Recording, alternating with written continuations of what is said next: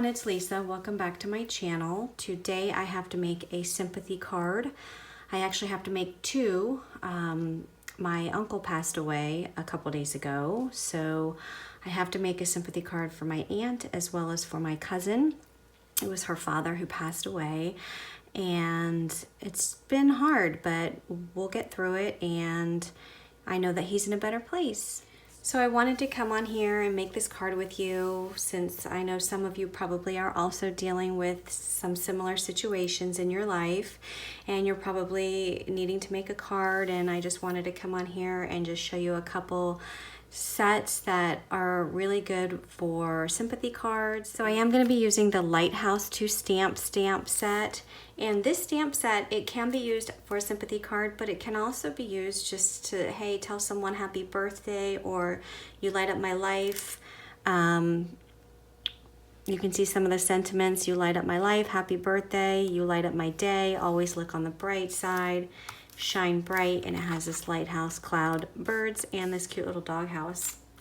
I really love these sentiments. These are the sorry for your loss sentiments, and these are really touching to me when I read these, especially this one. This one is my absolute favorite, and I am going to use this one on my card today.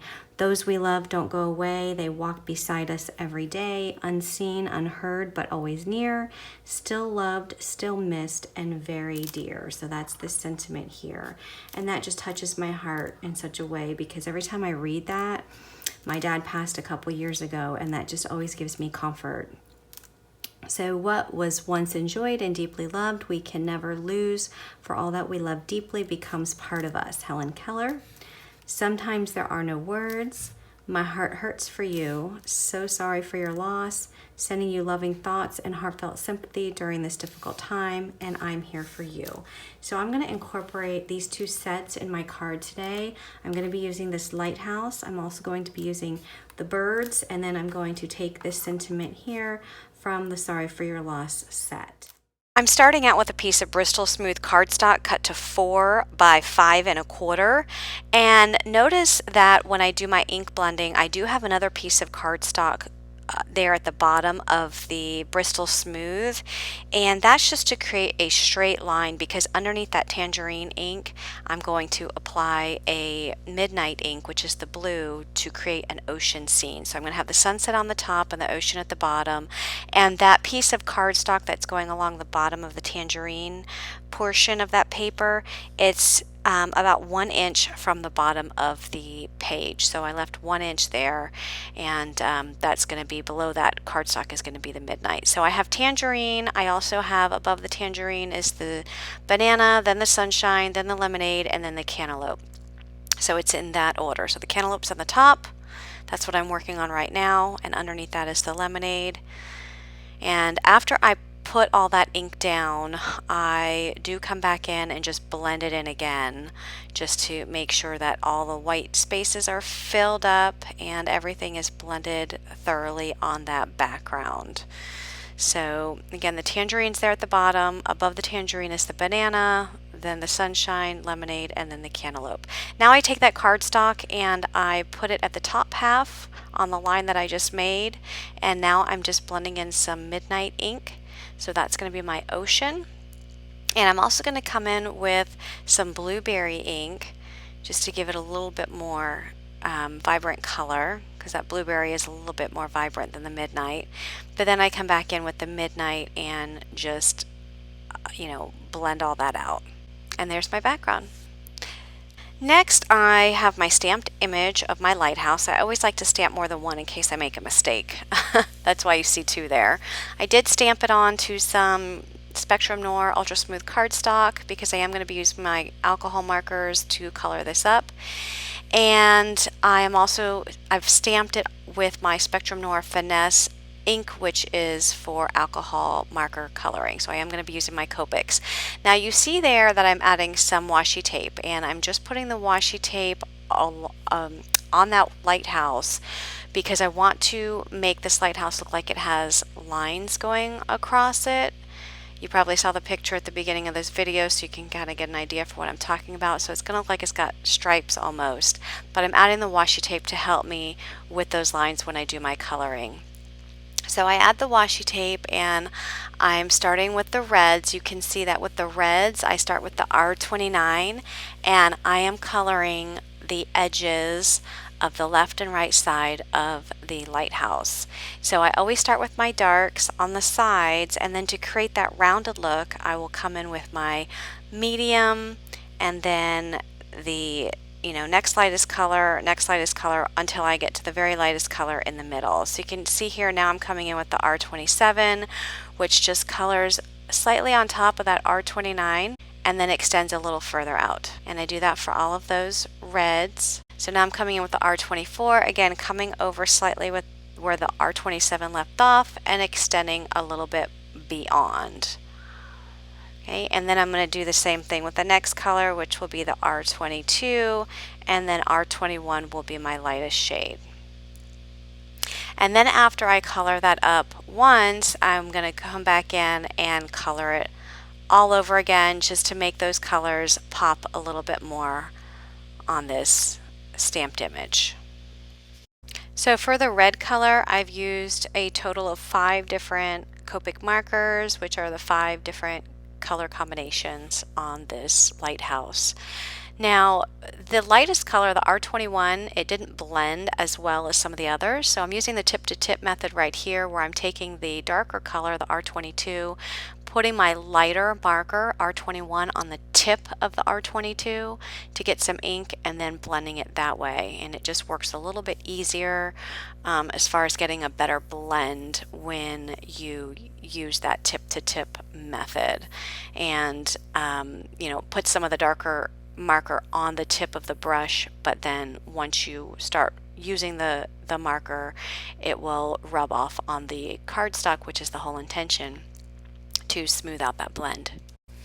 So I am coloring the windows in the yellows, and I'm using the Y13, Y15, and Y17, and I will also color up the inside of the door with those yellow markers. Now you see me adding some more washi tape back just to the red stripes, because when I color those stripes up where the white's showing, I don't want to get any marker on the red. So I'm just covering up the red, and now I'm applying some grays, and I'm using my darkest color on the sides, which is the C4, and come in with the C3. So again, just take the C3, go a little bit over where the darkest color ends and extend out a little further. Do the same thing with the C2, so come over a little bit on the C3 and extend out further. Then go into the C1, or C2, C1, and C0. So C0 is my lightest color, which is the lightest color in the middle. And then just take those pieces of washi tape up, but be careful that when you do that you don't rip the paper. So you can see what a nice look that gives to the lighthouse with the stripes. So you can either color it with all one color, or you can add stripes like I did. And once I take that washi tape off, I notice that there are a little bit of white spots where the gray and the red meet. So I come in with my C2 marker on the sides and just fill in some of those white spaces that are on the sides of the lighthouse. And then I'm going to come in and color up the inside of the door with my yellows, which is the white 13, 15, and 17. And then I'm going to color the rock at the base of the lighthouse. And I'm also using my C's, but some of the darker C's. So I'm going to be using the C10 as my darkest. And then I go in with the C9, 8, 6, 5, 4, and 3 as my lightest. And you can see the 3 there is towards the bottom. Then I decide to go ahead and stamp out that bottom rock, part of the rock on the lighthouse again. Actually, I stamp it out 2 more times because I want to give it kind of a 3D look. So I'm going to go ahead and color this up another 2 more times, exactly the same way that I colored it up initially. And I want this to appear as if there's a rock going around the entire lighthouse. So once I color that up, you can see that I'm trimming this rock away from the actual lighthouse, and I'm did that 2 times. So I've done it once here, and I'm going to do it again off camera. And then I'm actually going to take where those white lines are shown, and I'm just going to color it up with my C10 just to make it look like it's one big rock. I didn't want all of those lines to show up when I add this back to my lighthouse. So I come in with the C10 in the back, and then I come in with the C8 around the rest of it, just because the C8 is just a little bit lighter, and there towards the bottom of that lighthouse, it's just a little bit lighter of the colored marker. So I didn't want anything to be too dark. You can see it does provide a nice outline. And then I go along the edges just to make it all look like it has the dark around the whole thing. And then I decide to do the same thing with my stamped image. So just add that marker all the way around. I don't do it on the lighthouse, I just do it on the rock. And you're probably wondering, why is she doing this? But you'll see as the card comes together the look that I was going for. So again, just go along the edges, get rid of all that white that's showing, and you can see there I have my 2 other pieces. So when I layer this on the card, you can see I'm going to have one in the background, and then I'm going to pop one up on the top so it has a 3-dimensional look. And I just think that adds a little extra touch to the lighthouse. So here I'm just placing that background layer in my Misty with my sentiment stamp, and I have my lighthouse just placed where I want it to go on the card front, but I don't have anything adhered down yet. So once I have my stamp where I want it to go, I'm going to pick up that lighthouse, and then I'm going to stamp out that image in some black ink. And then I decide I want to add some birds, so I just kind of put everything back where I want everything to appear and just see where I want the birds to be stamped, then remove the lighthouse, stamp up the birds, and now my background layer is finished. So now I can add that to another card layer, which is cut in the midnight, and the midnight paper is 4 1/8 by 5 3/8. So add that with glue, and now I can add my lighthouse. So you can see one of those rocks is going to be in the background. So I'm going to add that where the blue and the tangerine color meet.